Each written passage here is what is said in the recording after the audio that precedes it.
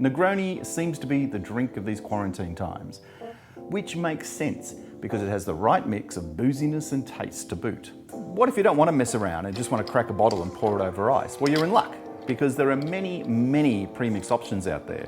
So I thought, what better way than to kick off this series with a Negroni premix challenge? I've got 5 local premix Negronis to road test. These are all from Australia, and to be fair, I've tried them all in the past, but never back to back, so this should be fun.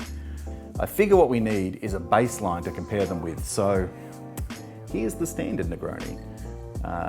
So Campari is the bitter, because that's the standard. I'm using the 4 Pillars as the gin, because that's the closest to a London Dry. Well, it actually is a London Dry style gin. And the vermouth is actually Maidenai from Australia, which is just lovely. In the interest of trying to make this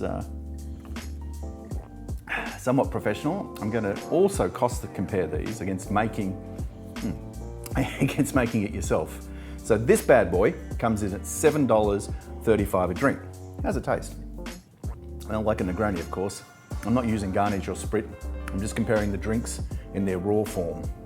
Okay, so how does this compare to our 5 challenges? Let's find out. Everleigh Bar Negroni.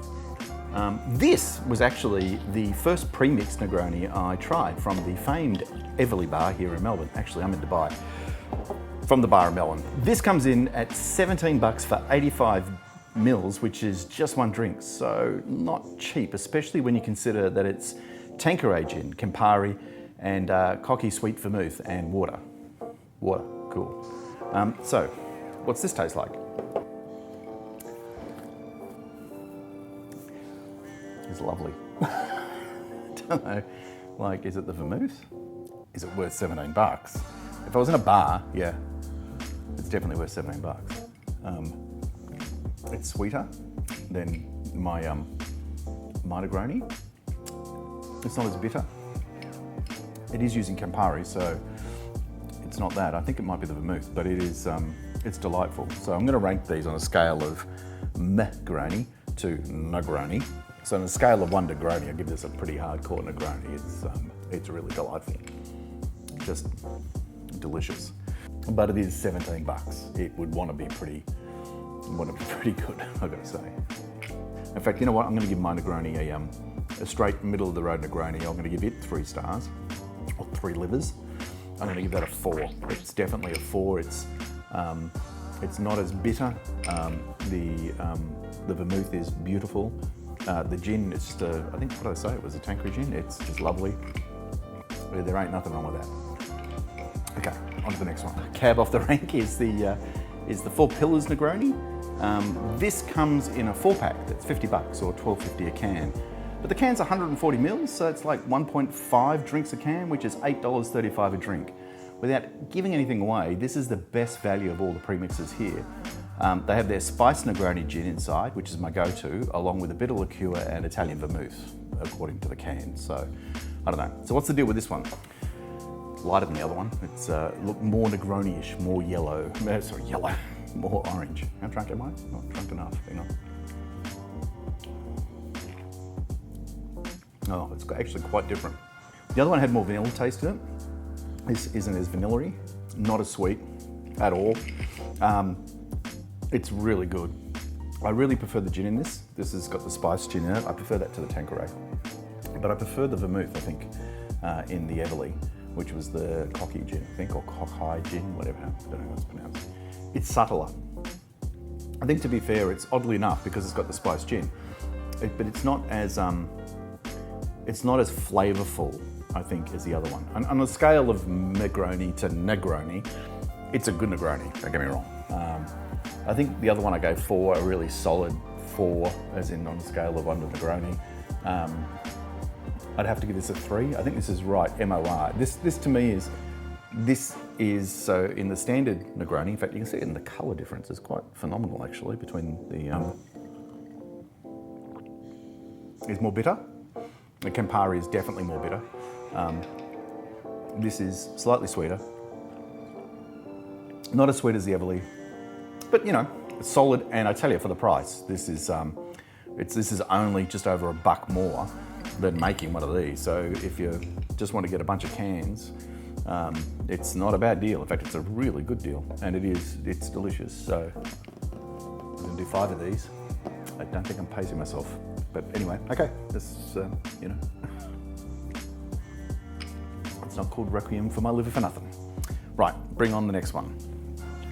Okay, so the next one is 2 down, 3 to go. So I'm going to bring in the Hippocampus from Sydney, 15 bucks for 100 mils. One drink really. It has their gin along with Rossi vermouth, orange bitters. It ain't cheap, so let's give it a whirl.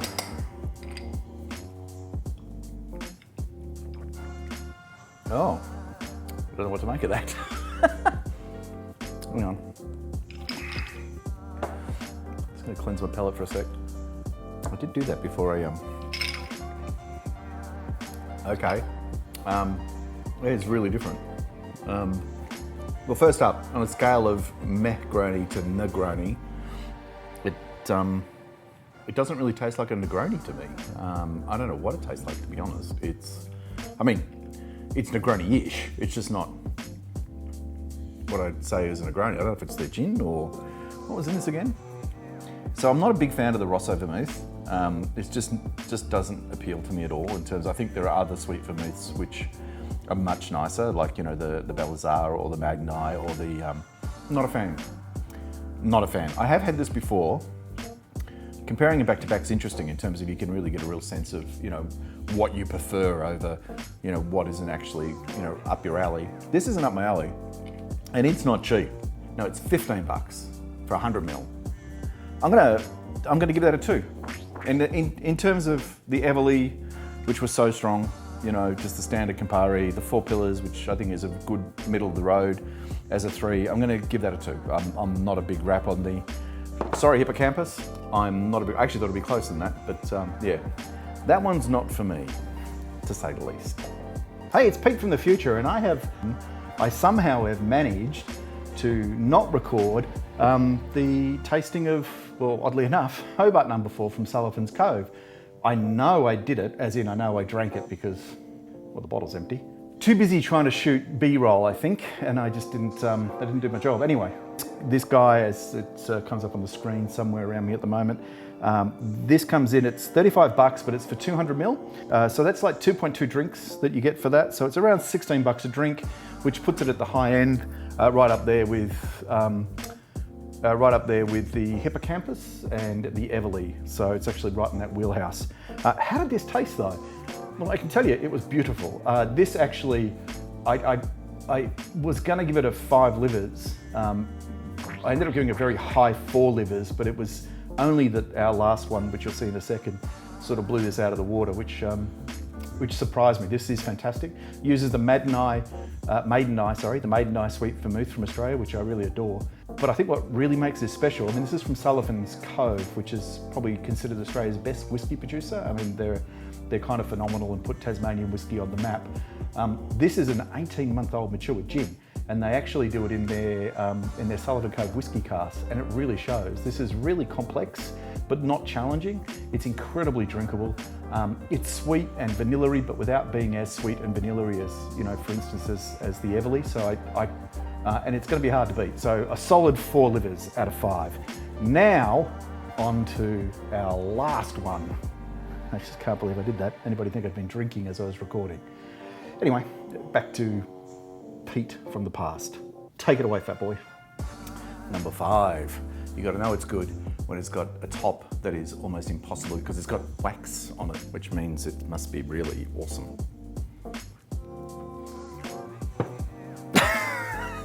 Just have to cash in my man card. Fucking thing off. Oh, there we go. We're going red on camera. Done. All right. Time for the B-roll. There's another famous bar in the mix, and that's the brilliant, if not terribly up its own arse, Bar Americano, which also happens to be in Melbourne. Fun story, the first Negroni I ever had was there, and it was $28 fucking for a premix that they poured out in front of me. I wasn't happy with the price, but the drink was, well, you know, here I am road testing Negroni, so it must have been all right. This big boy is 65 bucks for 500 mils, which is, actually shit, that's 12 bucks a drink. they charged me 28 for the same drink. Same bottle, same drink. That actually makes this the second best value in the mix. It doesn't tell me what the ingredients are, so who knows. I haven't had a Bar Americano Negroni in years, so I'm really looking forward to this. The colour's actually closer to the Four Pillars, I think. I just smelled it. You know, it smells like I'm getting drunk tonight. Anyway, sorry. Let's cheat. The ice is getting in the way.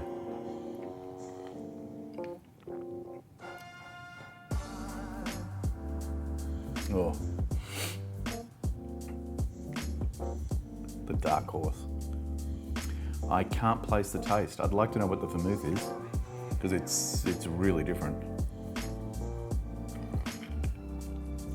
Yeah, no, that's a great Negroni. That is a great Negroni. On a scale of Negroni to Negroni, it is 100% balls to the wall Negroni. And in fact, I think it's fair to say that is the most Negroni of all the Negronis. I don't think I've said Negroni enough that we've had out of the six, actually, if you include my my now very watered and very diluted original that I'm comparing to. Look at the colour difference between those. Amazing. I wonder if that's the vermouth. That'd be the Maddenai. It's not as sweet as the Hobart one, the Sullivan Cove, the No.4 Hobart. It doesn't have that vanilla note that's through it. So for some, I think actually the Hobart, the Sullivan's Cove would be, probably a nicer, certainly a sweeter, more approachable Negroni. This though, it's got a unique character that's unto itself, but at the same token, there's no mistaking that it's, it's a Negroni. So, out of all of them, I think I gave, like the Hippocampus got a 2, the Four Pillars got a 3, right there with my own Negroni, which was just a standard Negroni. I think they're very much down the middle of the road.